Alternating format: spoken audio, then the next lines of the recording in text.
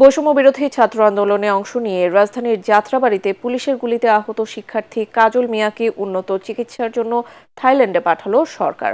বুধবার দিবাগত রাতে হযরত শাহজালাল আন্তর্জাতিক বিমানবন্দরে উপস্থিত হয়ে তাকে বিদায় জানান স্বাস্থ্য উপদেষ্টা নূরজাহান বেগম। এ সময় তিনি বলেন, এয়ার অ্যাম্বুলেন্সে করে কাজলকে থাইল্যান্ড পাঠানো হয়। এতে খরচ হয়েছে ৬৪ লাখ টাকা। কাজল সহ এখন পর্যন্ত মোট ৫ জনকে দেশের বাইরে পাঠানো হয়েছে বলেও জানান তিনি। বিস্তারিত মাজহারুল হক মুহাজিরের রিপোর্টে।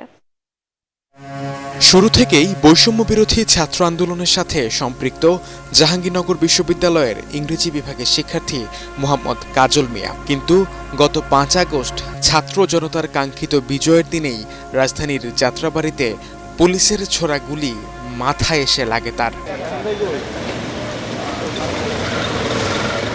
৩ মাস ঢাকার ন্যাশনাল ইনস্টিটিউট অফ নিউরোসায়েন্সেস হাসপাতালে চিকিৎসা চলে কাজলের। গত শনিবার থেকে অবস্থা খারাপ হওয়ায় তার উন্নত চিকিৎসার ব্যবস্থা করে স্বাস্থ্য মন্ত্রণালয়। এয়ার অ্যাম্বুলেন্সে করে কাজলকে পাঠানো হয় থাইল্যান্ডের বেস্থানি হাসপাতালে।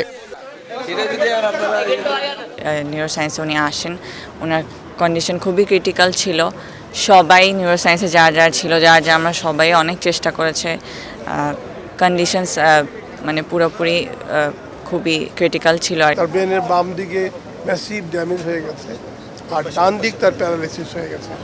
এবং পাঠানোর উদ্দেশ্য হলো মূলত তাকে বেটার ফিজিওথেরাপি দেওয়া। এ সময় কাজলকে বিদায় জানাতে আসেন স্বাস্থ্য উপদেষ্টা নূরজাহান বেগম। বলেন, সামনে আরও ২০ জনকে উন্নত চিকিৎসার জন্য বিদেশ পাঠানোর পরিকল্পনা আছে। কাজলকে আমরা পাঠালাম এয়ার অ্যাম্বুলেন্সে করে, তার স্ত্রীও তার সাথে গেল। ওর জন্য আমাদের এই আজকে যে এয়ার অ্যাম্বুলেন্সটা পাঠালাম ৬৪ লাখ টাকা শুধু এয়ার অ্যাম্বুলেন্সে দিতে হচ্ছে।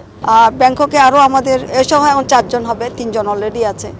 পাইপলাইনে আরও ধরেন ২০-২৫ জনের মতন আছে। ৭ জনকে আমরা তার্কিতে পাঠানোর জন্য ঠিক করেছি। তারা তার্কিতে যাবে তাদের চিকিৎসার জন্য।